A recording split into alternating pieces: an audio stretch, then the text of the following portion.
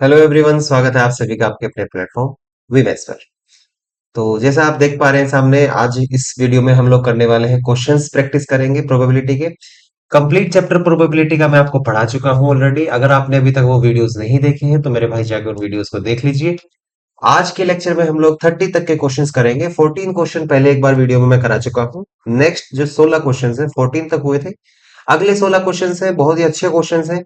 बहुत ज्यादा कंफ्यूजिंग भी हो जाते हैं। कई बार क्या होता है ना कि मैं कैसे क्वेश्चन आज देखो यहाँ पे उठा के लाया हूँ जो आपके एग्जाम्स में आपको डायरेक्ट देखने को मिल जाते हैं, लेकिन करते हुए आपको लगता है कि सर हम तो बहुत अच्छा करके आए थे लेकिन आंसर के हिसाब से हमारा आंसर जो है गलत हो गया।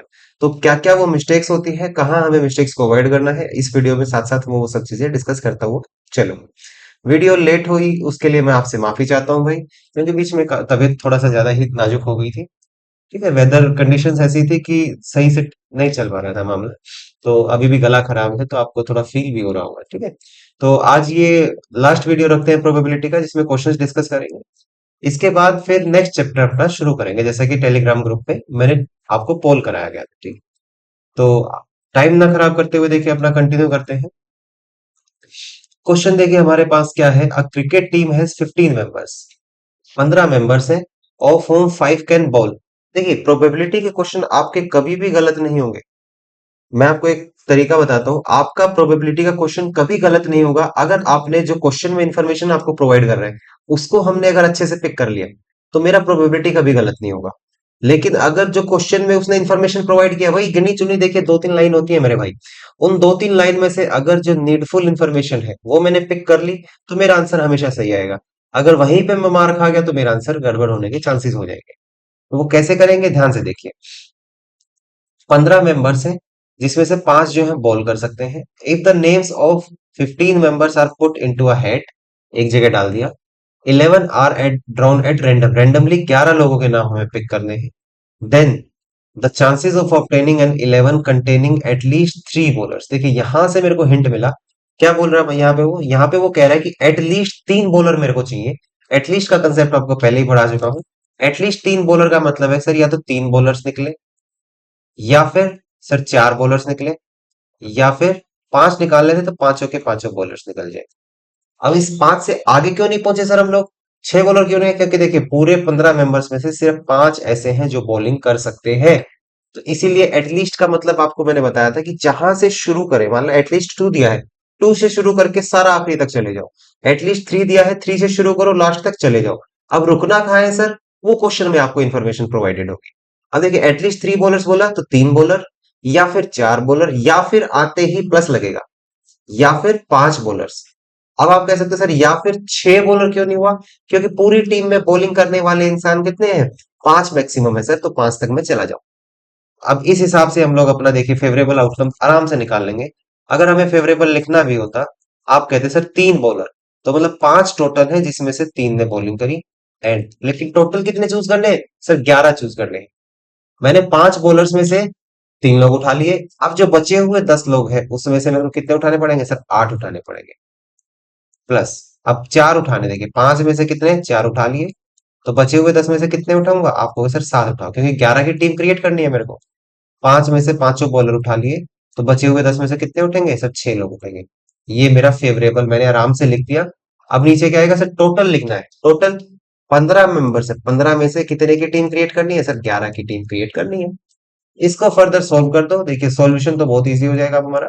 5C3, आपको अगर sir 5 into 4 into 3 upon 3 into 2 into 1, plus plus नहीं आएगा, देखिए यहाँ पे हमारा इनटू में चल रहा है ना। 10C8 को क्या मैं 10C2 बोल सकता हूँ, बिल्कुल बोल सकते हैं सर। 10C2 बोलेंगे तो सर 10 इंटू 9 अपॉन 2 इंटू 1, ठीक, प्लस 5C4 को मैं 5C1 कह सकता हूँ जिसका आंसर 5 आएगा।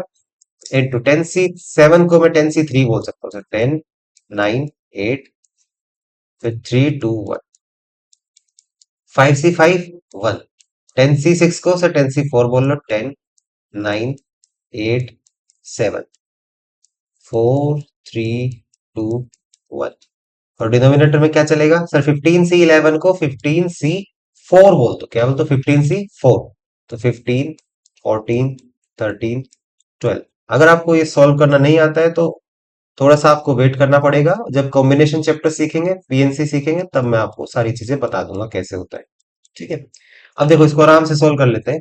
सर 3 से 3 कैंसिल, 2 से इसको कैंसिल किया तो 5 टू जा कितना आएगा, आराम से आप बता सकते हो, ऊपर आएगा 10, इनटू में ये 2 से कैंसिल किया 5 टाइम्स, 9 5 जा 45, तो ये आया 45 प्लस, इसको सोल्व करेंगे सर 3 से 3 टाइम्स, 2 से 4 टाइम्स, तो 4 को 3 से किया 12, 12 को 5 से किया 60, 60 को 10 गुना किया तो सर 600।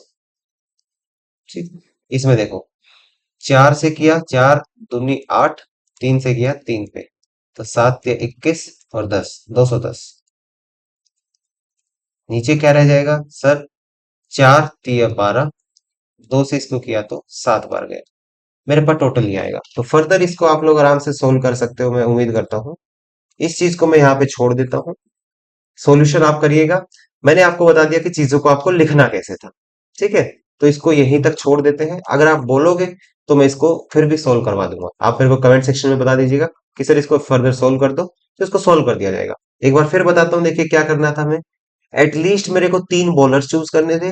3 बॉलर्स चूज करने हैं तो मतलब या तो 3 बॉलर, या फिर 4 बॉलर्स, या फिर 5 bowlers.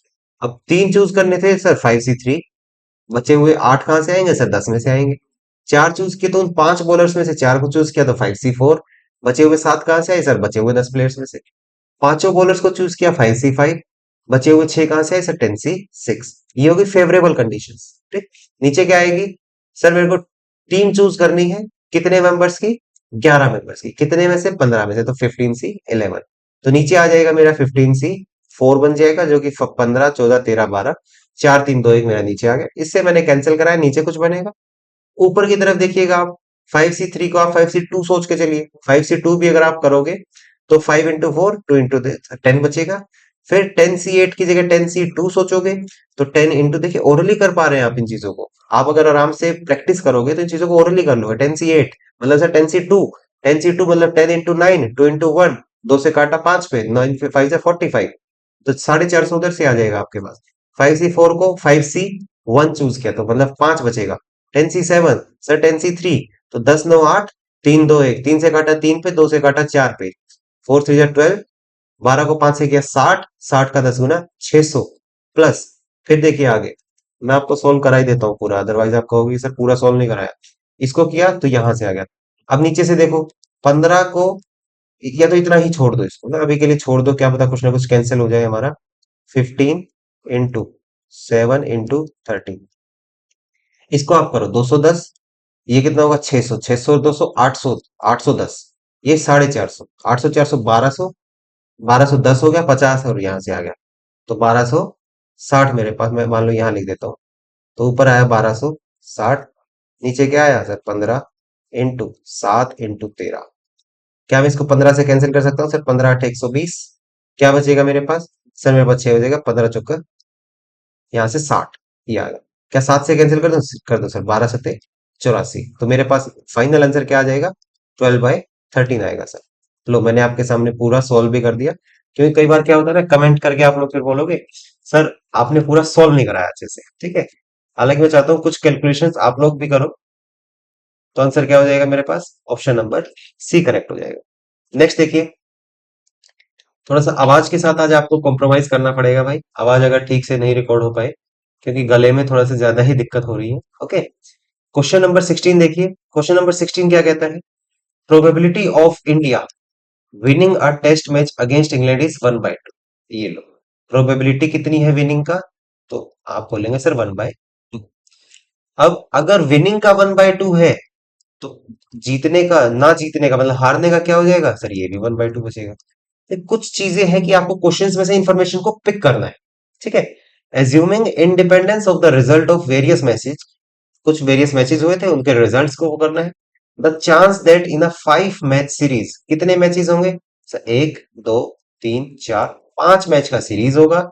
India second win occurs at third test, तो तीसरे टेस्ट पे इंडिया को क्या किया है, जीत लिया सर। इंडिया क्या किया, इंडिया ने तीसरा टेस्ट जीत लिया सर। अगर उसने इस टेस्ट को जीता तो सर इसकी प्रोबेबिलिटी कितनी, 1/2। अब बस आपको इतना चीज बताना। अब आप खुद एक चीज बताओ, क्या उसने मेरे को थर्ड विन के बारे में बोला, नहीं बोला सर। तो उसने क्या बोला, बस मुझे प्रोबेबिलिटी इस चीज का निकालना है कि उसने तीसरा मैच जीता है इंडिया ने। ठीक, तीसरा मैच जीता, और वो कौन सी जीत है सर, दूसरे नंबर वाली जीत है। तो मतलब इससे पहले जो मैचेस हुए होंगे, उन दो मैच में से किसी एक मैच में इंडिया ने जीता होगा। तो उसके बारे में देख लेते हैं कैसे करेंगे। देखो हमारे पास क्या केस बनेंगे सर, या तो इंडिया, देखना फिर, सर या तो इंडिया पहले मैच में जीती होगी, या फिर इंडिया दूसरे मैच में। मान लो एक कंडीशन, पहले कंडीशन, इंडिया पहले मैच में जीत गई। मैं इसको आराम से दिखाता हूँ, विन को डब्ल्यू से, लूज को उससे करता हूँ, ठीक है। हम क्या कर रहे हैं, पहला केस क्या बनेगा, पहला मैच जीत गई, दूसरा हारना पड़ेगा, तभी तो तीसरे मैच में दूसरा जीतेगी। दूसरा केस, या तो सर पहला हारी, दूसरा जीत गई, थर्ड वाला जीत गई। तो दोनों के केस में या तो पहला केस या फिर दूसरा केस, या आ गया तो बीच में क्या लगेगा सर, प्लस लगेगा। अब इनका प्रोबेबिलिटी लिख लो यार। विनिंग का प्रोबेबिलिटी क्या होगा सर, 1/2। लूज करने का वो भी 1/2। फिर दोबारा जीतने का सर 1/2, प्लस इसको करेंगे लूज करने का 1/2, विन करने का 1/2, फिर विन करने का 1/2। इसको किया था सर 1/8, प्लस इधर से सोल्व किया तो 1/8। दोनों का सोल्व करेंगे तो कितना आ जाएगा सर, 1/4। तो ऑप्शन नंबर बी मेरे पास करेक्ट आंसर हो जाएगा। देखिए क्वेश्चन बहुत इजी है, बस हमने उसको कैसे पिक किया है। जो क्वेश्चन आपके सामने रख दिया ना एग्जामिनर ने, आपको बस उस क्वेश्चन से इंफॉर्मेशन को निकाल के लाना है, उसको अच्छे से समझना है। आपका प्रोबेबिलिटी क्वेश्चन कभी मुश्किल नहीं आते मेरे भाई, क्वेश्चंस को मुश्किल हम लोग बना लेते हैं। ठीक है, नेक्स्ट देखते हैं, नेक्स्ट क्वेश्चन देखते हैं। नेक्स्ट क्वेश्चन मुझे लगे, there is a point inside a circle. देखिए बहुत अच्छा क्वेश्चन है। There is a point inside a circle, मान लेते हैं कि मेरे पास एक सर्कल है, इसमें कोई एक पॉइंट है, इसके अंदर एक पॉइंट है। What is the probability that this point is closer to the circumference than to the centre. ये लो, ये मेरे पास मान लेते हैं सेंटर होगा। वो कह रहा है कि कोई पॉइंट है जो सेंटर के नजदीक ना होके, देखिए बहुत ध्यान से सोचिएगा भाई। अच्छा क्वेश्चन है काफी। एक पॉइंट इसके अंदर कह रहा है कि एक सर्कल है, सर्कल के अंदर एक पॉइंट है। वो कह रहा है कि प्रोबेबिलिटी बताओ कि ये पॉइंट अंदर जो है सेंटर की नजदीक ना होके, सेंटर से नजदीक ना होके सरकमफेरेंस की तरफ है। सर इसमें कैसे अप्रोच करें। देखिए बहुत अच्छे से आप अगर अगर आपने थोड़ा सा भी ध्यान से सोचोगे, तो आप आराम से कहोगे सर मेरे पास इतना डिस्टेंस, कितना, इस डिस्टेंस को क्या बोलते हैं, आप कहोगे सर रेडियस बोलते हैं। क्या बोलेंगे, रेडियस बोलेंगे। मैं कहूंगा कि इसके अगर मैं इसका मिड वैल्यू निकाल लूं, इस रेडियस का हाफ वैल्यू, यहां तक आ जाऊंगा, यहां तक इस डिस्टेंस की बात करूं, और इस डिस्टेंस को मैं बोलता हूं ये है r/2 होगा सर, हाफ रेडियस होगी। तो मैं तब कह पाऊंगा कि वो पॉइंट सेंटर की तरफ है या फिर सरकमफेरेंस की तरफ है। सर आधी रेडियस के अगर इधर हुआ तो वो सेंटर के नजदीक, और वो आधी रेडियस से थोड़ा सा भी बाहर हुआ तो वो सरकमफेरेंस के नजदीक। तो इसके लिए हमने क्या किया सर, हम लोग एक सर्कल जो है, कॉन्सेंट्रिक सर्कल ड्रॉ करके सोच लेते हैं, जिसमें जिसकी रेडियस कितनी होगी, r/2 होगी। तो अब उस पॉइंट को कहाँ होना पड़ेगा, आप कहोगे सर उस पॉइंट को जो ये वाला रीजन होगा ना, ये वाला रीजन, इस वाले रीजन के अंदर होना पड़ेगा। देख, मेरा पॉइंट फेवरेबल कब होगा, मेरा पॉइंट फेवर कब करेगा, मेरे को कंडीशन दे रखी है कि पॉइंट जो है सरकमफेरेंस के नजदीक होना चाहिए सेंटर के मुकाबले। तो मैंने कंसीडर क्या किया, रेडियस लिया, उस रेडियस का हाफ किया। तो वो पॉइंट जब इसके ऊपर बैठा होगा, इस व्हाइट वाले सर्कल के ऊपर बैठा होगा, तो वो एग्जैक्ट इक्वल होगा सेंटर से भी, सरकमफेरेंस से भी। लेकिन क्वेश्चन बोल रहे हैं थोड़ा सा सरकमफेरेंस की तरफ हो, तो वो जो येलो वाला पोर्शन है इसके अंदर होना चाहिए। ये मेरा फेवरेबल हुआ। तो इस वाले एरिया को मैं कैसे निकाल सकता हूँ, आप कहोगे सर आराम से निकाल सकते हैं। बड़ा एरिया मतलब πr², माइनस उसमें से छोटे वाला सर्कल मतलब πr/2 का स्क्वायर। ये मेरी फेवरेबल कंडीशन बनेगी सर।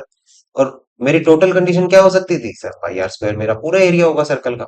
बन गया मेरा, लो इसको मैं सॉल्व करूं, πr² माइनस πr²/4, नीचे πr²।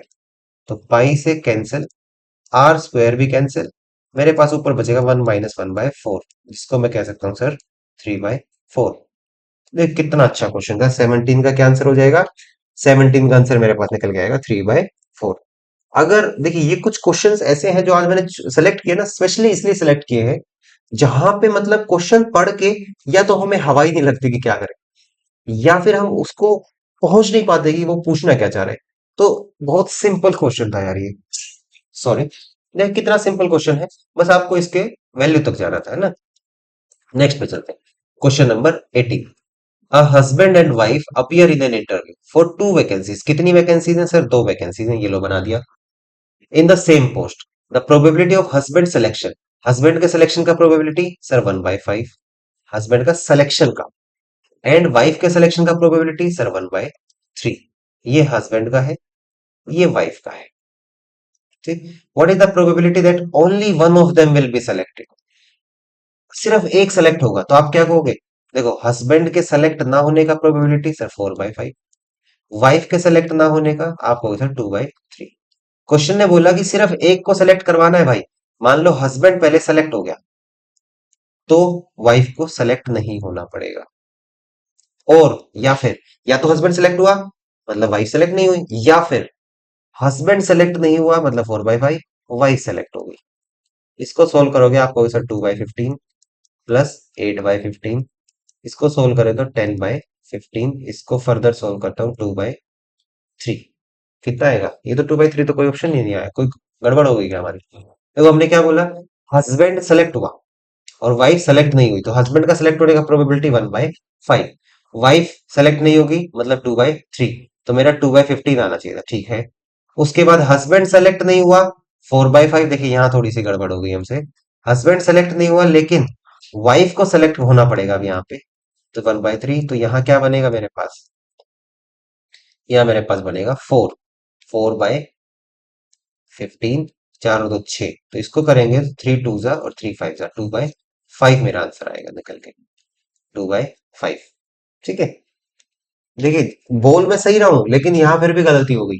तो कुछ क्वेश्चंस ऐसे होते हैं, बस हमें क्वेश्चंस के बारे में ध्यान देना है, बस उसके बारे में कि क्या इन्फॉर्मेशन मेरे को वो प्रोवाइड कर रहा है, क्या इन्फॉर्मेशन मुझे नहीं प्रोवाइड कर रहा है। नेक्स्ट क्वेश्चन पे चलेंगे। Question number 19। क्वेश्चन नंबर 19 देखो क्या कहता है। If the letter of the word regulation, क्या है? रेगुलेशन। आज मैं स्पेशली कुछ ऐसे क्वेश्चंस लाया हूं जिनको हम लोग परम्यूटेशन कॉम्बिनेशन वाले क्वेश्चंस भी बोल लेते हैं। ठीक है, जो मैंने आपको फर्स्ट वीडियो में आपको सिखाया था कि अरेंजमेंट्स कैसे करेंगे प्रोबेबिलिटी के अंदर। कुछ कुछ क्वेश्चंस ऐसे मैंने उठाए हैं ताकि ऐसे क्वेश्चन अगर एग्जाम में आते हैं ना मेरे भाई, तो आप लोग डर जाते हो। डरना नहीं है, आपको अच्छे से चीजों को करना है। ठीक है, करेंगे चलो। रेगुलेशन वर्ड है, सबसे पहले इसको अरेंज करना रेंडमली। प्रोबेबिलिटी बताना there will be exactly 4 letters between R and ई।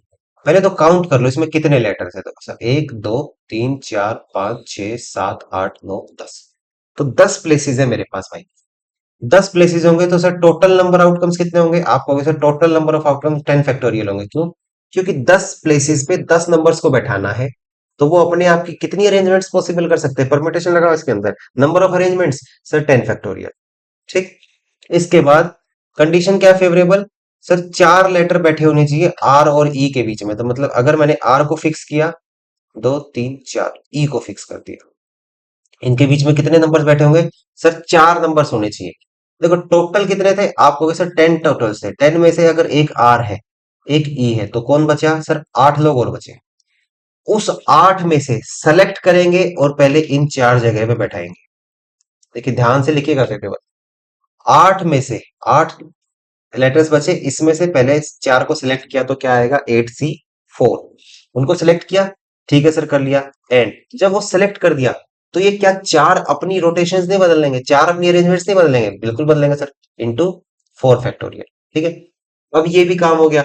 अब देखो जब अगर आर इधर है और ई इधर है, क्या आर और ई अपनी पोजीशन चेंज नहीं कर सकते? बिल्कुल कर सकते हैं सर। तो उसके लिए हमने क्या लगाया? 2 फैक्टोरियल। ठीक है, आर और ई दो लोग हैं, दो भी अपनी अरेंजमेंट्स खुद कर सकते हैं चेंज। ठीक है। अब देखिए एक कंडीशन और बचेगी कि अगर आर मेरा पहले नंबर पे बैठा है तो आर हो सकता है सर दूसरे नंबर पे भी बैठता, फिर 4 लोग इनके बीच में होते। हो सकता है आर थर्ड नंबर पे होता, फिर 4 लोग होते। आर फोर्थ पे होता, फिर 4 होते। आर 5वें नंबर पे भी हो सकता था सर। लास्ट है कि आर फिफ्थ पोजीशन पे हो सकता था, इसके बीच में 4 लोग और होते और 10th पोजीशन पे ई होता। तो ये देखिए कितनी पोजीशन होगी आर की? 1 2 3 4, 5 पोजीशन हो गई सर। आर और ए की कितनी पोजीशन? 5 पोजीशन। और ये 5 पोजीशन भी अपनी अरेंजमेंट प्लेस कर सकती हैं सर। तो इसके लिए मैं क्या लगा दूंगा? 5 फैक्टोरियल। तो यहां से देखिए उम्मीद करूंगा आपको एक क्वेश्चन क्लियर हो जाएगा। एक ही लाइन में देखो आप कैसे स्मार्टली आंसर निकाल सकते थे। अगर इसको सॉल्व करें तो 8C4 कितना बनेगा? आपको sir 8 × 7 × 5 × 6 upon 4 3 two one. Into में 4 फैक्टोरियल मान लो छोड़ दिया, इंटू 2 फैक्टोरियल में क्या आएगा, 2 ही बचेगा। 5 फैक्टोरियल को मैं क्या कह सकता हूँ sir, 5 into 4 factorial divide by 10 factorial को क्या लिखेंगे सर, 10, 9, 8, 7, 6 इंटू पूरा 5 फैक्टोरियल, जो कि ये कैंसिल हो जाएगा। ये 4 फैक्टोरियल यहाँ कैंसिल हो जाएगा। ठीक है, बचा क्या मेरे पास, एक 2 बचता है सर, 8, 7 और 6 यहाँ पे कैंसिल, 8, 7 और 6। तो 5 2 ज़ा 10 यहाँ कैंसिल, तो क्या बचा, 1/9 बचा सर। देखो सिंपल सा क्वेश्चन, आंसर तक पहुंचे हम लोग। क्वेश्चन देख के हमें डर लग सकता था, लेकिन अगर मेरे को परम्यूटेशन कॉम्बिनेशन का जरा सा भी नॉलेज होता तो एक लाइन में मेरा आंसर आ जाता। क्योंकि मैं क्या जानता हूं, देखिए प्रोबेबिलिटी यहाँ क्या या इस क्वेश्चन में प्रोबेबिलिटी की जरूरत नहीं थी। चलिए देखिए, इस क्वेश्चन में प्रोबेबिलिटी का नीड नहीं आपको ज्यादा था। प्रोबेबिलिटी आपको पता था कि फेवरेबल आउटकम्स नीचे आएंगे, ऊपर आएंगे, और टोटल आउटकम्स नीचे आएंगे। अब वो टोटल कौन से होंगे सर, 10 लोग हैं, 10 लोगों को अरेंज करना पड़ेगा एक दूसरे के साथ, तो 10 फैक्टोरियल नीचे आ गया। अब फेवरेबल कैसे लिखना है, मेन चीज वहां पे थी। क्या करना है सर, आर और ए के बीच में कितने लेटर्स हैं, 4 लेटर्स। तो बचे कितने हैं, 8। 8 में से पहले 4 को सेलेक्ट किया सर, 8C4। फिर वो 4 भी अरेंजमेंट अपनी मारेंगे, इधर उधर पोजीशन चेंज करते रहेंगे, इंटू 4 फैक्टोरियल। फिर आर इधर था, ई इधर था, तो आर और ई अपनी चीजें पलट सकते हैं, तो मतलब 2 फैक्टोरियल। अब आर कितनी प्लेसेस पे जा सकता है सर, 5 प्लेसेस पे जा सकता है। वो 5 से मल्टीप्लाई हो रहा था, और वो लेकिन वो 5 पोजिशन पे जाएगा तो उधर पोजिशन चेंज कर देगा अपनी। ठीक है, तो कितने आ जाएगा वहां पे, 5 फैक्टोरियल आ जाएगा। उम्मीद करता हूँ क्वेश्चंस आपको क्लियर हो गए होंगे सारे। ठीक है, नेक्स्ट चलेंगे। नेक्स्ट क्वेश्चन क्या कहता है, क्वेश्चन नंबर 20। अ बॉक्स कंटेन 6 डिस्टिंक्ट डॉल्स। कितनी डॉल्स हैं, 6 डॉल्स है भाई। ये लो, मान लो मेरे पास एक बॉक्स है, 1, 2, 3, 4, 5, 6 डॉल्स है। 3 dolls are randomly selected one by one with replacement. देखिए ये बहुत जरूरी है, क्वेश्चन में जब दे देना कि रिप्लेसमेंट हो रहा है तो आपको मानना पड़ेगा। अगर मैं बोलूं 6 डॉल्स थी, तो एक एक कर इनकी कितनी वो होंगी। So, आप कहोगे सर हर एक का जो डॉल का प्रोबेबिलिटी होगा निकालने का कितना होगा, 1/6 होगा। प्रोबेबिलिटी बताओ, 3 अलग अलग डॉल्स, देखिए 3 डिस्टिंक्ट डॉल आपने करी है, तो बहुत आराम से हो जाएगा सर। जब मैंने पहली डॉल को निकाला, तो आप कहोगे सर 1/6, एंड फिर क्या किया, उस डॉल को वापस डाल दिया। अब ये वाली डोल निकल चुकी थी, भले ही मैंने वापस डाल दी, लेकिन मेरे को क्या चाहिए, तीनों डिस्टिंक्ट चाहिए।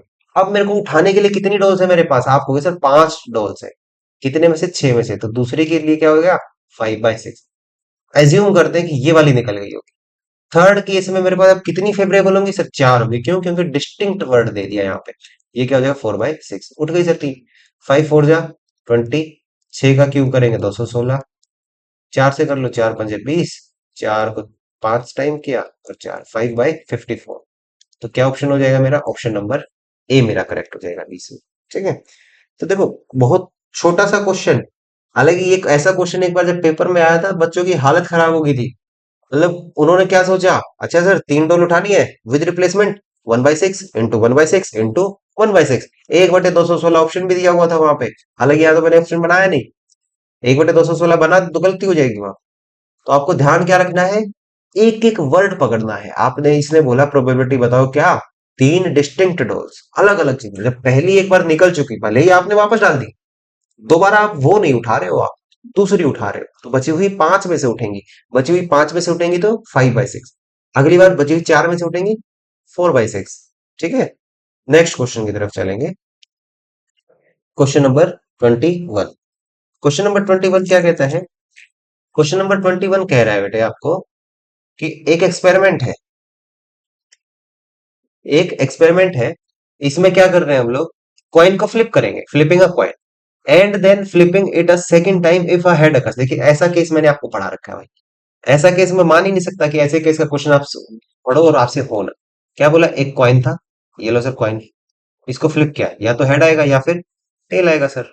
ठीक, यहाँ पे इक्वली लाइकली का केस देखो, मैंने आपको एक पढ़ाया था कि इक्वली लाइकली आउटकम्स जहां नहीं होते वहां हम लोग क्या कर रहे होते, वो सब चीजें यहाँ क्लियर कर रखी हैं आपकी। ठीक है, वैसा ही क्वेश्चन आ गया देखो। उसके बाद कह रहा है अगर हेड आया तो सेकंड टाइम फिर से फ्लिप करेंगे, तो सेकंड टाइम फिर फ्लिप किया तो या तो हेड आएगा सर या फिर टेल आएगा। लेकिन अगर टेल आता है तो एक 6 फेस की डाई होती है मेरे पास, 1 या 2 देगी, या फिर 3, या तो 4, या फिर 5, या फिर आउटकम आएगा 6। ठीक है। अब इसने क्या बोला, what is the probability of getting one head and one tail. One head और वन टेल, तो एक हेड आएगा और एक टेल आएगा। आपको सर एक हेड ये आ गया और एक टेल ये आ गया, इसका प्रोबेबिलिटी पूछ रहा है सर। इधर 1/2, यहाँ भी 1/2 थी, ये 1/2, तो इधर भी हाफ हाफ होगी। और जब मैं इस तरफ की रो में ऐसे जाऊंगा तो मल्टीप्लाई करूंगा सर, प्रोबेबिलिटी क्या होगी मेरी, required probability half into half, जो कि 1/4 हो जाएगी। तो ऑप्शन क्या हो जाएगा, 1/4 मेरा करेक्ट ऑप्शन हो जाएगा सर यहाँ पे। ठीक है, इतना छोटा सा ही क्वेश्चन था ये। नेक्स्ट क्वेश्चन देखिए बेटे, in an examination there are three multiple choice questions. तीन मल्टीपल चॉइस क्वेश्चंस है, कितने, तीन। ये लो सर, एक क्वेश्चन, दो क्वेश्चन, तीन question, and each question has four choices. हर क्वेश्चन के पास कितनी चॉइसेस होंगी, मान लो एक क्वेश्चन है, इसके पास ना सर चार चॉइसेस है मेरी, A B C D. If a student randomly select an answer, randomly कोई तुक्का मार रहा है, आंसर कर रहा है फॉर ऑल थ्री क्वेश्चन, तीनों क्वेश्चन के लिए, what is the probability, probability बताओ कि स्टूडेंट ने तीनों क्वेश्चन सही नहीं करे। देखो कितना अच्छा क्वेश्चन है, उसने क्या बोला, प्रोबेबिलिटी बताओ कि स्टूडेंट ने तीनों क्वेश्चन सही नहीं करे। अब तीनों क्वेश्चन सही नहीं करे तो ऐसा तो हो सकता है ना कि या तो उसके तीनों ही गलत हुए, या उसका सर एक सही हुआ दो गलत हुए, या फिर सर उसके दो सही हुए एक गलत हुआ। अब वो दो कौन से सही होंगे, पहला सही दूसरा सही, या फिर पहला सही तीसरा सही। इतनी पॉसिबिलिटीज बनाने से अच्छा क्यों ना मैं ऐसा कह दूं कि सर उसके तीनों करेक्ट होने की प्रोबेबिलिटी, क्या कह दूं, एक में से माइनस कर दूं, उसके तीनों करेक्ट हो गए sir, probability of all three correct. तो ये करोगे तो 1 माइनस, ठीक है, 1 माइनस, तीनों करेक्ट कब होंगे सर, पहला क्वेश्चन करेक्ट होने की प्रोबेबिलिटी 1/4, क्योंकि चार ऑप्शन है, एंड दूसरा क्वेश्चन 1/4, एंड तीसरा क्वेश्चन 1/1 - 1/64, जो कि बनेगा मेरे पास 63/64। ये लो, ऑप्शन नंबर बी मेरा करेक्ट होगा। अब देखो इस क्वेश्चन में गलती कहाँ होती है, हम लोगों से गलती कहाँ होती है, जब पेपर में ऐसा क्वेश्चन आ गया हमसे गलती क्या होगी, जल्दबाजी में पढ़ेंगे what is the probability that student will not answer all the three questions. तो हम लोग क्या करते हैं, अच्छा तीनों क्वेश्चन गलत दिए हैं उसने, तीनों क्वेश्चन गलत दिए, तो सर ठीक है, पहला क्वेश्चन गलत होने का प्रोबेबिलिटी 3/4, एंड दूसरे का 3/4, एंड तीसरे का 3/4। अरे बुद्धू आदमी, ये वो चीज है कि तीनों क्वेश्चन गलत हुए, तीनों क्वेश्चन गलत होने का प्रोबेबिलिटी है 3 × 3 × 3 मतलब 27/64। लेकिन यहां पूछ रहे हैं प्रोबेबिलिटी बताओ स्टूडेंट ने तीनों क्वेश्चंस को सही आंसर नहीं किया, उसने ये नहीं बोला तीनों को ही गलत किया। ध्यान से आपको भाई इस चीज को अच्छे से देखना होगा, ठीक है। तो नेक्स्ट क्वेश्चन देखते हैं, हमारा नेक्स्ट क्वेश्चन क्या है, क्वेश्चन नंबर 23। क्वेश्चन नंबर 23 क्या कह रहा है, if A and B are event such that probability of A union B, probability of B bar. अच्छा यहां से देखो मैं क्या बता सकता हूँ, प्रोबेबिलिटी ऑफ बी बार है तो क्या प्रोबेबिलिटी ऑफ बी बता सकता हूँ, बिल्कुल बता सकता हूँ, एक में से माइनस करेंगे 0.2 आएगी sir. And probability of A by B, जिसको मैं कह सकता हूँ probability of A by B, मेरे पास क्या होता है सर, बी ऑलरेडी हो चुका है मतलब प्रोबेबिलिटी ऑफ बी, और बी के होने के बाद ए का प्रोबेबिलिटी मतलब दोनों का इंटरसेक्शन का प्रोबेबिलिटी, इज इक्वल टू दिया हुआ है 0.4, और आपसे ये इंटरसेक्शन वाला पूछा हुआ है। आप कहोगे सर अगर इसको एक्स भी मान लो, बी का प्रोबेबिलिटी 0.2 हुआ इंटू 0.4, तो एक्स की वैल्यू क्या आ जाएगी सर, 0.02 इंटू 0.4 मतलब 0.08, जो कि ऑप्शन नंबर ए करेक्ट हो जाएगा। हालांकि बहुत छोटा सा क्वेश्चन था, कोई ज्यादा बड़ी इसमें चीज नहीं थी, इसलिए मैंने जल्दी जल्दी कर दिया। नेक्स्ट चलते question number 24। Three digital numbers, देखिए तीन डिजिट का नंबर बनाना है आपको, ये लो sir 1 2 3, are formed using the digit 0 2 4 6 8। कितने प्लेसेस है, आपको सर पांच डिजिट है मेरे पास। A number is chosen at random out of these numbers. What is the probability that the number has same digit? ठीक है, पहले टोटल लिखे, लिख लो सर, नीचे डिनोमिनेटर में टोटल लिखते हैं। टोटल क्या आएगा सर, पहला नंबर देखो यहाँ पे यूनिट डिजिट पे कितने नंबर चूज कर सकता हूँ सर, पांच कर सकते हैं, फिर इस पे पांच चूज कर सकते हो, इधर चार यूज करेंगे सर, क्यों, क्योंकि देखो यहाँ जीरो नहीं डाल सकते, अगर मैंने जीरो डाला होता इधर तो मेरा थ्री डिजिट का नंबर ना रह के, अगर मैं लिखूं 0 1 2 तो 12 हो गया सर। 12 कैसा नंबर होता है, टू डिजिट का नंबर होता है। तो पहले प्लेस पे, ठीक है, मतलब वंस टेंस और हंड्रेड्स, तो हंड्रेड्स प्लेस प्लेस जो होगा इसका, उस पे हम लोग जीरो नहीं डाल सकते, जीरो डालते ये तीन डिजिट का नंबर नहीं बनेगा मेरे पास, ठीक है, तो इसलिए फोर आया। तो 4 into 5 टोटल आउटकम्स कितने हो गए हमारे, टोटल कितने प्लेसेस हैं सर, 4 into 5 फिर बात आती है, ठीक है, फेवरेबल में क्या लिखेंगे, फेवरेबल चाहिए क्या उसको, नंबर है द सेम डिजिट, तो नंबर सेम डिजिट्स वाले कैसे होंगे सर, या तो मेरे पास क्या होगा 0 0 0, या मैं कह दूं 2 2 2, या फिर 4 4 4, 6 6 6, या फिर 8 8 8। इन्हीं 5 केसेस को मैं बोल सकता हूँ कि सर मेरे पास सेम डिजिट्स का थ्री डिजिट नंबर बना। लेकिन क्या इसमें से मैं इसको कंसिडर करूंगा, बिल्कुल नहीं करेंगे सर, 3 डिजिट का बन ही नहीं पाएगा वो 0 0 0। तो कितने प्लेसेस हो गए यहाँ पे, आपको हो गए सर 4 प्लेस। तो फेवरेबल क्या आएगा 4, तो 4 से 4 कैंसिल, तो आंसर क्या बना मेरा 1/25, ये आ जाएगा 1/25 मेरा करेक्ट आंसर हो जाएगा भाई। ठीक, नेक्स्ट क्वेश्चन पे बढ़ते हैं। Question number 25। ऐसा क्वेश्चन आपको नाइन्थ या टेंथ की एनसीईआरटीज में देखने को मिल जाता है, मतलब टेंथ की एनसीईआरटी में देखने को मिल जाता है ऐसा क्वेश्चन। लेकिन वो बीच में और नहीं लगाता, वो आपको सीधा पूछता है कि लीप ईयर के अंदर 53 संडेज का प्रोबेबिलिटी बताओ, या फिर लीप ईयर के अंदर 53 मंडे का प्रोबेबिलिटी बताओ, 53 ट्यूसडे का प्रोबेबिलिटी बताओ। सीबीएसई के बोर्ड के पेपर में आ जाता है ऐसा क्वेश्चन। लेकिन मैंने इसको क्या किया, थोड़ा सा मॉडिफाई करके आपके लिए क्रिएट कर दिया कि 53 संडेज और 53 मंडेज का क्वेश्चन आप बताओ। ठीक है, कैसे करेंगे, क्यों, क्योंकि आपको मैंने सेट्स थ्योरी पढ़ाई है, ठीक है, सेट वाली थ्योरी पढ़ा दी, सेट्स का चैप्टर भी पढ़ा दिया। अगर आपने अभी तक सेट्स का चैप्टर नहीं पढ़ा है, पढ़ा रखा है यार, जाके देखो प्लेलिस्ट के सेक्शन में, ठीक है। देखिए, प्रोबेबिलिटी बताना है हैविंग 53 संडेज 53 मंडेज। अगर मैं इसको एक इवेंट मान लू ए और इसको एक इवेंट मान लू बी, बीच में और है, क्या मैं ए यूनियन बी नहीं पूछ रहा मुझसे, इतना सा पूछ रहा है सर। जब probability of A union B पूछता है तो मैं क्या कहता हूँ, probability of A plus probability of B minus probability of A intersection B. अब इसको कैसे करते हैं ऐसे केसेस को, लीप ईयर में सर 366 दिन होते हैं, अगर डिवाइड करें 7 से तो 7 5 35, एक 6, 7 2 14, 2 दिन, 52 वीक्स कंप्लीट बनेंगे मेरे पास। ठीक, और साथ में 2 एक्स्ट्रा डेज आ जाएंगे जिनको हम ऑड डेज भी बोलते हैं, 2 ऑड डेज बचेंगे। लीप ईयर का केस बता रहा हूं। अब ये 2 ऑड डेज सर क्या क्या हो सकते हैं, हो सकता है कि ये मेरे पास भाई मंडे ट्यूसडे हो सकता है ट्यूसडे वेडनेसडे, या फिर Wednesday Thursday, Thursday Friday, Friday Saturday, या फिर सैटरडे संडे, या फिर सर संडे और मंडे। ये केसेस मेरे पास बन सकते थे। अब आप बताओ ये मुझसे क्या पूछ रहे हैं, 53 संडेज, मतलब कि एक आपको प्रोबेबिलिटी, 53 52 तक तो यहाँ कंप्लीट हो गए सर, 53rd मतलब एक संडे चाहिए। एक संडे कहाँ आ सकता है, आप कहोगे सर या तो यहाँ होगा एक, या फिर एक यहाँ होगा, तो टोटल कितने हैं 1 2 3 4 5 6 7, टोटल केसेस है 7। तो मेरे को अगर प्रोबेबिलिटी ऑफ ए लिखना होता, आप कहते सर दो जगह मेरा आ रहा है, तो फेवरेबल में 2, नीचे 7 प्लस 53 मंडे होने का, आपको सर मंडे एक तो ये रहा, एक मंडे ये रहा, तो 2 प्लेसेस पे आ रहा है, तो यहां पे भी क्या हो जाएगा 2/7 माइनस, ऐसा बताओ जहां पे संडे मंडे एक साथ आ रहे हैं, आपको सर संडे मंडे सिर्फ एक बार में से था सेम आ रहा है, तो यहाँ पे क्या आ जाएगा 1/7। तो मेरा टोटल क्या निकल के आएगा 2 + 2 4/7 -1 तो 3/7।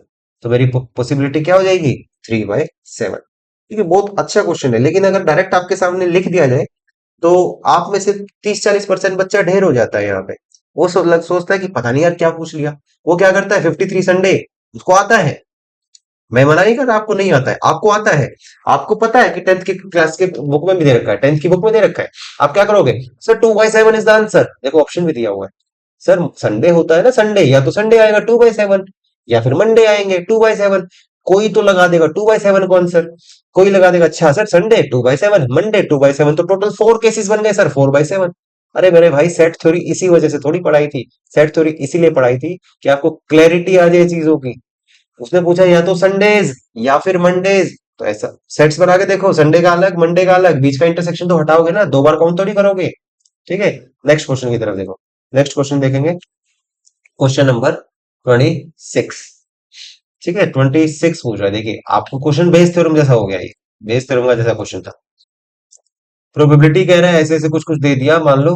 चलो अगर हमने इसको कैसे सीखा था, मैंने, आप याद करिए मैंने पढ़ा भी रखा है, एक टीपीटी टोटल प्रोबेबिलिटी थ्योरम और एक बेस थ्योरम साथ में पढ़ाई थी भाई, ध्यान करिएगा उस चीज को। ठीक है, इसको तोड़ लेते हैं अलग अलग, A1 A2 A3 तीन इवेंट्स है, मान लेते हैं ये मेरे पास हो गया A1, ये हो गया A2, ये हो गया A3। Probability of A1 sir 0.4 दिया हुआ है, प्रोबेबिलिटी ऑफ A2 0.2 दिया हुआ है, प्रोबेबिलिटी ऑफ A3 0.4। हो गया सर। फिर A1 के होने के बाद B का प्रोबेबिलिटी, लो सर मैंने एक ऐसे बना भी दिया, ये मेरा P, ये कोई इवेंट है P। A1 के होने के बाद A1 के होने के बाद B का प्रोबेबिलिटी कितना दिया हुआ है सर 0.25। फिर A2 के होने के बाद सर 0.4, A3 के होने के बाद सर 0.125। निकालना क्या है, प्रोबेबिलिटी बताओ of A1 after observing B, कि B हुआ है A1 के बाद प्रोबेबिलिटी बताओ। देखो जिसको फॉर्मूला याद करना हो फॉर्मूला याद करेगा, और जिसने मेरी वीडियो देखी हुई है, जिसने टीपीटी और बेस थ्योरम पढ़ा हुआ है, वो सिर्फ इस डायग्राम के बेस पे क्वेश्चन सोल्व कर देगा। कैसे सोल्व कर देगा बताओ। वो क्या कहेगा, सर मेरा क्या चाहिए, मेरे को कहीं ना कहीं मेरे को चाहिए सर प्रोबेबिलिटी चाहिए किसका, ऑफ A1, बी ऑब्जर्व करने के बाद A1 का मेरे को प्रोबेबिलिटी चाहिए, इतना चाहिए सर। तो सबको पता है सर नीचे क्या आएगा, टीपीटी लगेगी, ऊपर इसके बारे में सोल्व करेंगे। इसको भी सोल्व कैसे कर देते हैं, इसको भी सोल्व हम आराम से कर लेते हैं सर। कैसे सर, प्रोबेबिलिटी ऑफ A1 और A1 के होने के बाद B का प्रोबेबिलिटी, लो मैंने फॉर्मूला भी लिखवा दिया भाई। नहीं तो आपको जरूरत नहीं पड़नी चाहिए फॉर्मूले की, ये मैं लिख के दे सकता हूँ आपको, फॉर्मूले की जरूरत नहीं पड़ती अगर आप सिर्फ इतना समझ जाते, बेस थ्योरम से लगाते। क्या करते direct, sir probability of A1 कितना दिया हुआ है 0.4, A1 के होने के बाद प्रोबेबिलिटी B1 का, B का 0.25। लो सर ऊपर का केस हो गया। नीचे क्या लिखेंगे सर, 0.4 इंटू 0.25 प्लस में 0.2 into 0.4 plus 0.4 into 0.125। Base sir direct लगानी बता रहा हूँ यार कैसे होगी। 25 को 4 से करोगे सर 100 आएगा, 100 आएगा 3 प्लेस के पीछे तक से, मान लो 25 को 4 से किया 100, तो आप कहोगे सर 0 पॉइंट, अगर मैं लिखूं भी या फिर डेसिमल थोड़ी देर के लिए अगर हटा भी दो, मान लो मैंने इधर क्या लिख दिया, 25 को आपने 4 से किया तो आप कहोगे सर मेरे पास 100 आता, क्या आता 100। लेकिन एक प्लेस, दो और तीन, 3 प्लेस चाहिए, तो 1 2 3, 3 प्लेस से पहले डेसिमल लगा दो, ये लग गया सर। लो डिवाइड बाई 25 को 4 से किया 100, 3 प्लेस के बाद लगाओगे, मैं उसको 0.1 कह सकता हूँ सर। 4 को 2 से किया 8, लेकिन 0.08 बनेगा। फिर 125 का 4 गुना, 125 का डबल सर 250, 250 का डबल सर 500, लेकिन 3 और 1 4 के बाद आएगा, तो सर 0.500 करते तो 0.5 आएगा। ठीक है, तो इसको मैं 0.1 अपॉन 0.1, 0.05, 0.08, तो 8 और 5 13, सर 3 आएगा, एक एक और एक दो, ऐसा कुछ आ गया सर। इस चीज को मैं फर्दर कैसे, क्या मैं इसको 10/23 कह सकता हूँ, क्या मैं इसको 10/23 कह सकता हूँ। मेरी इसमें कहाँ गड़बड़ होगी आप थोड़ा सा मेरे को बताइएगा, इसमें क्या छोटी सी मेरी मिस्टेक हुई है, वो आपको मेरे को बताना है। हमने क्या किया, उम्मीद करता हूँ आपको बेस थ्योरम लगानी जरूर आ गई होगी भाई। देखो मेरे को A1 का प्रोबेबिलिटी क्या दिया था सर 0.4 दिया था, मैंने लिख लिया। मेरे को A2 का प्रोबेबिलिटी सर 0.2 था, मैंने वो भी लिखा। फिर A3 का प्रोबेबिलिटी 0.4 दिया था सर, मैंने वो भी लिखा। अब A1 के बाद होने के बाद बी का प्रोबेबिलिटी 0.25, सही लिखा हुआ है सर। फिर A2 के होने के बाद बी का प्रोबेबिलिटी सर 0.4, वो भी सही लिखा हुआ है। A3 होने के बाद बी का प्रोबेबिलिटी 0.125, वो भी सही लिखा हुआ है सर। अब मेरे को निकालना क्या है, प्रोबेबिलिटी बताना है A1 का, हालांकि बी हो चुका होगा ऑब्जर्व होने के बाद। तो इसको करेंगे तो सर नीचे तो टीपीटी आता है, टोटल प्रोबेबिलिटी तरफ, ऊपर क्या आएगा प्रोबेबिलिटी ऑफ A1 मतलब 0.4 इनटू में A1 होने के बाद बी का प्रोबेबिलिटी 0.25, तो 0.25, देखो डेसिमल का सारा खेल बिगड़ा है बस हमारा यहाँ पे। इसको मैं अच्छे से आपको सोल्व करा देता हूँ। अगर हम डेसिमल को थोड़ी देर के लिए भूल जाते हैं, अगर थोड़ी देर के लिए डेसिमल भूल जाऊंगा इधर, तो डेसिमल्स में भी मिस्टेक हो जाती है भाई। उसको अगर उसको भी कैसे सोल्व करें कि हम डेसिमल्स में गलतियां ना करें। मान लो थोड़ी देर के लिए मैं भूल गया, 25 और 4 कितना होगा सर 100 होगा, लिख लिया, लिख दिया सर। ठीक है, यहाँ देखो 25 इंटू 4 आपको सर 100 होगा। प्लेसेस 1 2 3, यहाँ कितने थे 1 2 3, यहाँ 1 2 थे सर, कितने थे 2 प्लेसेस थे, तो इधर या तो 3 बनाओ, या फिर आप इसको मान लो लिख दो, मैंने इसको ऐसे लिख लिया, लो इंटू 10⁻³ इधर भी लिख लिया 10⁻³ ये हो जाएगा सर 4 दूनी 8, 10⁻², ये हो जाएगा 125, 125, 125 कितना हो जाएगा 250, 250 का डबल 500, ये हो जाएगा सर 500 इंटू 10⁻⁻4। अब आप बताओ सबसे छोटी पावर जो 10 की है, आपको सर माइनस वाली पावर है, 10⁻⁻² से मैं ऊपर नीचे हटा देता हूँ, जब इसको हटाया तो -1 बचेगी, इसको हटाएंगे तो -1 बचेगी, इसको हटाएंगे -3 बचेगी। ये लो, इसको हटाया तो -2 बची, इसको हटा ही दिया, इसको हटाया तो -1 बची, और इसको हटाया तो -1 बची। जब ये -1 भी बच गई, तो क्या मैं इसको फर्दर लिखते हुए एक प्लेस इधर आना है, तो मेरा ऊपर 10 बन गया सर, नीचे। जब इधर एक प्लेस इधर आओगे तो यहां से क्या निकलेगा सर, 10 निकलेगा, यहां से सर 8 निकलेगा, और इधर से करोगे सर 5 निकलेगा। 8, 5, 13 और 10, 23 आएगा सर। तो मेरा आंसर क्या आया, 10/23। अब यहाँ, या तो यहाँ पे एक बार आप थोड़ा सा ऑप्शंस पे देख लीजिएगा, या छोटी मोटी कोई ना कोई मिस्टेक हमारी इसमें बनी होगी। ठीक है, अगर कोई छोटी मोटी कैलकुलेशन मिस्टेक है तो वो देखिएगा। अगर कैलकुलेशन मिस्टेक आपको नहीं लग रही, आपको लग रहा है कि नहीं नहीं सर, कैलकुलेशन मिस्टेक कुछ भी नहीं है, अपना ठीक क्वेश्चन आ रहा है, अगर ठीक आ रहा है तो ऑप्शन में थोड़ा सा नजर मारिएगा। अगर आपको लग रहा है नहीं सर ये वाली कैलकुलेशन मिस्टेक अगर आपको पकड़ी जाएगी, कमेंट सेक्शन में लिखिएगा भाई, उसको मैं करेक्ट कर दूंगा। ठीक है, नेक्स्ट क्वेश्चन पे चलते हैं।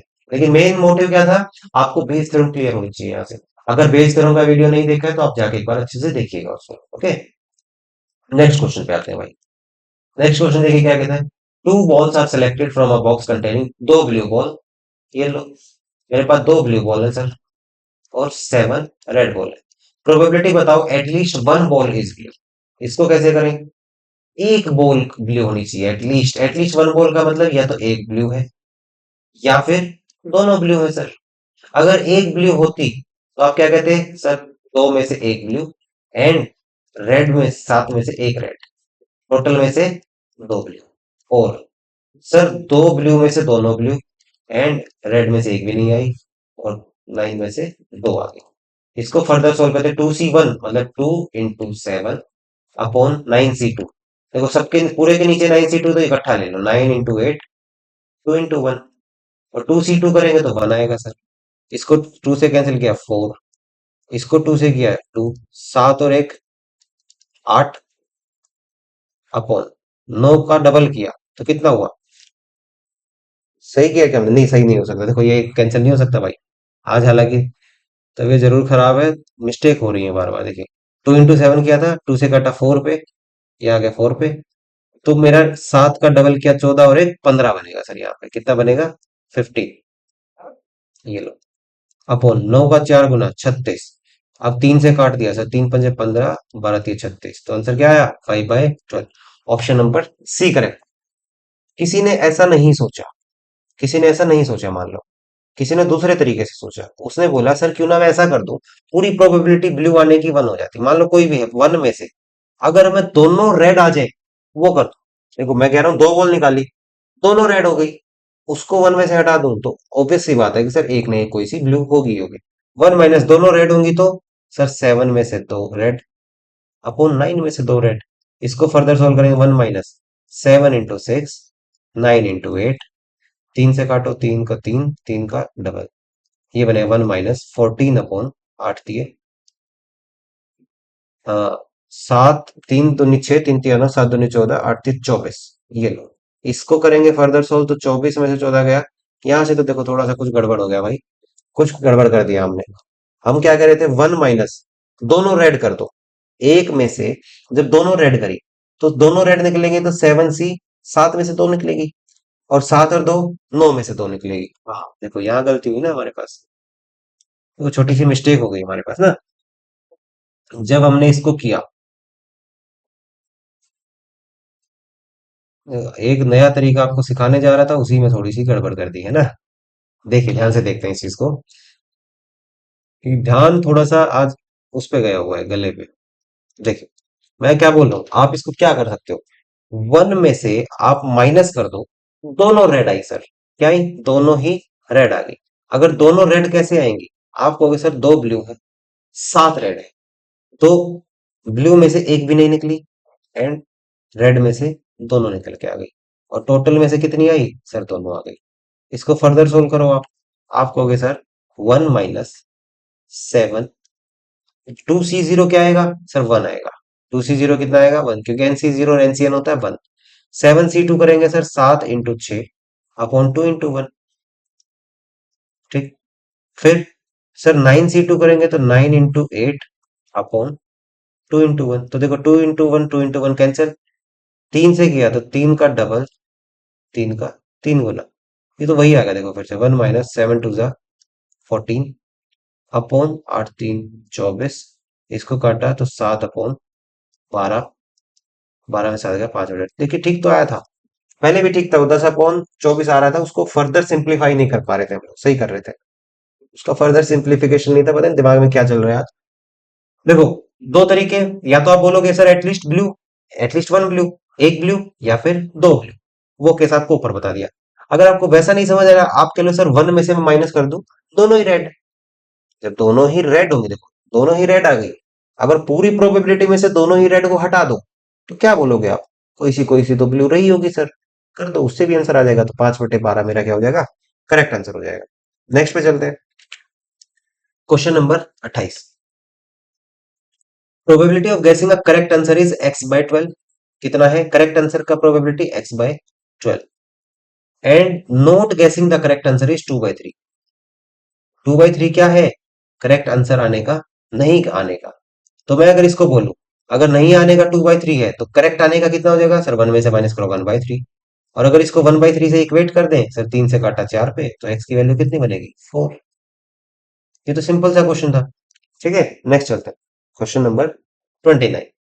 क्वेश्चन नंबर 29 क्या कहता है, three letters are randomly selected from the 26 capital letters of the English alphabet. What is the probability that the letter A will not be included in the choice? देखिए इतना दिखते ही हमारी बुद्धि क्या कहती है, ए को हम नहीं ले सकते, तो कितनी प्रोबेबिलिटी होगी, तुरंत दिमाग कहता है अच्छा ए नहीं ले सकते, मतलब एक नहीं ले सकते, 25 ले लेते हैं सर, 25 फेवरेबल, नीचे 26, 25/26, डी आंसर मार्क कर देगा।